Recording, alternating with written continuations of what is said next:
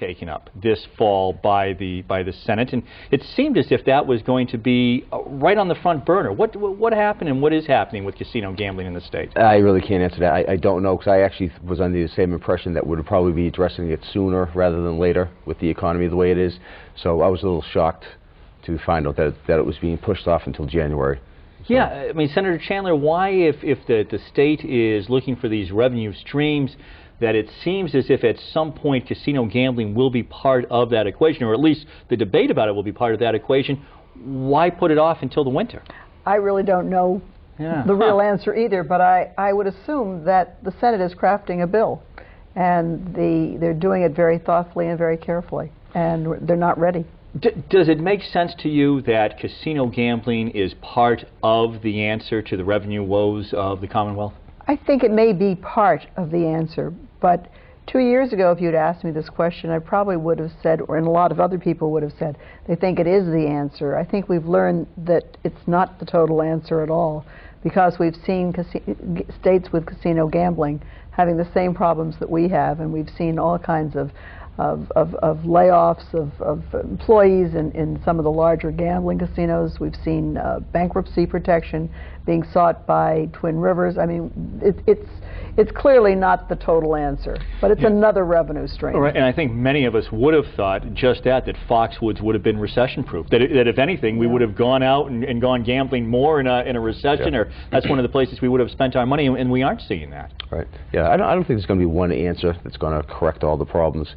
Even no matter what proposal comes forward, you're going to have the advocates pro and con, and I am supportive of the concept, but until I see an actual piece of legislation or what the proposal is going to be, I don't think there's going to be anyone that can really commit to saying, I am for this proposal. Is this a NIMBY? Is this a not in my backyard? If it goes, Mike, to Palmer, good idea. If it was coming to Worcester or somewhere here in central Massachusetts, not a good idea? I'm more of the opinion that if I can be a conduit for the local officials, I would really like to let them decide. It's my job to try to bring the jobs or economic development into the area, and let the local officials or the local citizens determine what they want for some sort of economic stimulus or development. So I mean that's how I'm looking at my role. Again, I'm not going to make the decisions for the local municipal leaders. Would you want to see it in central Massachusetts, no, Marlborough, Worcester? We've gone through this before. The last time we were here, we talked about this. I would not mind it as much if it were someplace else, but I'm concerned about what it will do for the restaurants, what it will do for the hotels, what it will do for business generally. It can suck up all of those industries, all of those businesses, and put it within the walls of a casino. And I certainly, if we're talking about gambling, I am not in favor of slots, not slots by themselves. I don't think that creates any economic wealth. Casinos, at least if you have the full array, it provides some jobs, and that's what I'm really looking at. Senator Chandler, walk me through what happens in the state Senate when you get the news that you have just in the past several weeks, and that is that once again we have not met revenue expectations. That you almost have to at some point go back to the cities and towns and say, hey, that budget that you just did a couple months ago, let's refigure that. This is among the most painful things I think that Senator Moore and I have to do as legislators. We went through and revised our budget 4 times last year before we passed a budget, and here we are at the beginning of the second quarter of the fiscal year.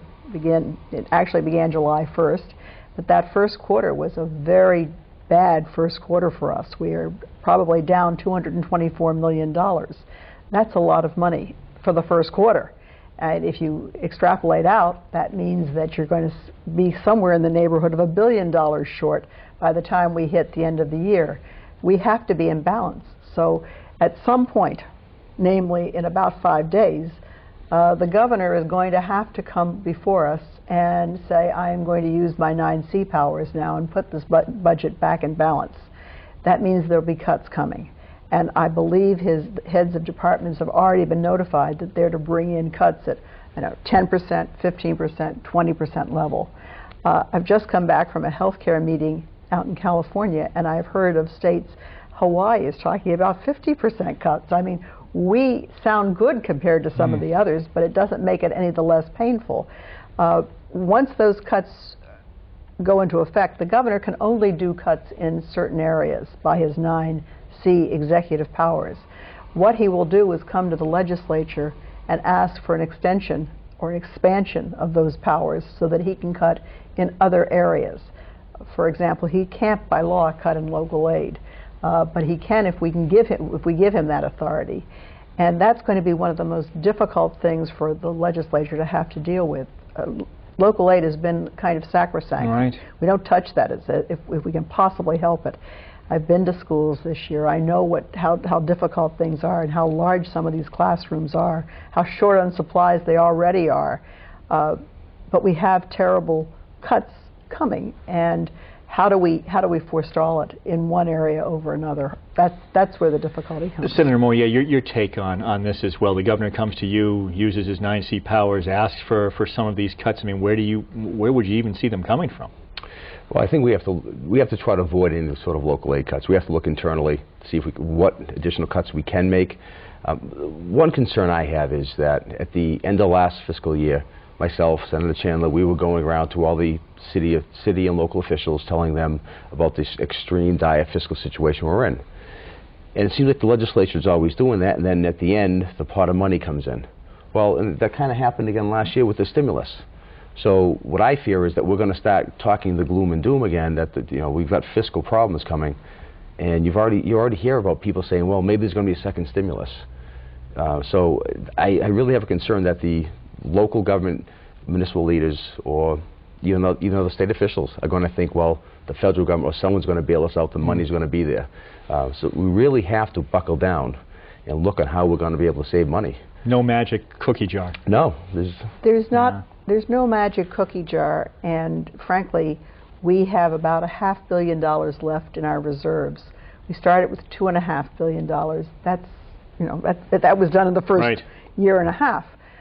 We just don't have any more money, and many of us, and I include myself in that group, I don't think we can increase any more taxes, not in this fiscal year. Yeah, people seem to, I mean, absolutely everybody is hurting and feels that they are tapped out. Senator Moore, I mean, both of you represent not only portions of the city, but also towns as well. Difference between how local aid and lack thereof hits a city where we have the layoffs, and we know about the layoffs in Worcester, but you still have a number of people who are employed by the city in a town where, I mean, you may be down to 1 or 2 people running that town now, and City Hall not even open 5 days a week. Yeah. Well, you've got overrides.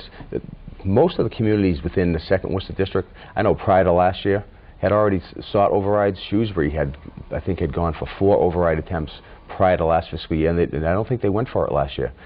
For one of the first times they had consistently failed passing an override to fund the schools.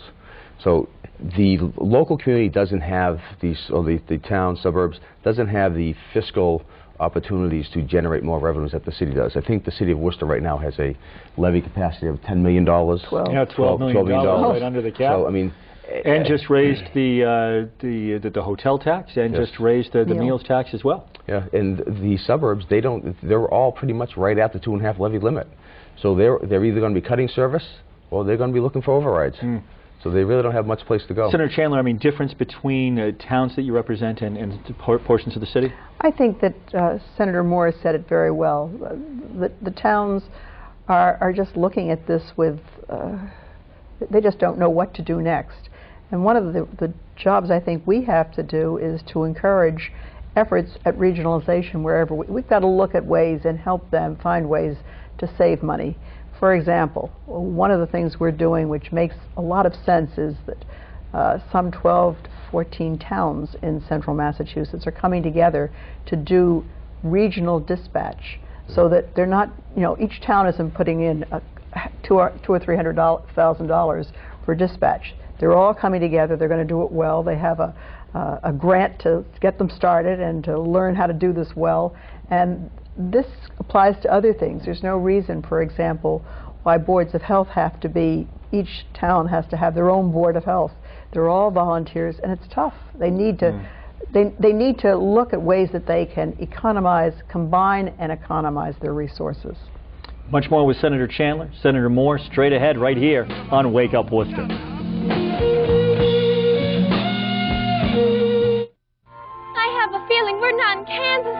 We're off to see the wizard.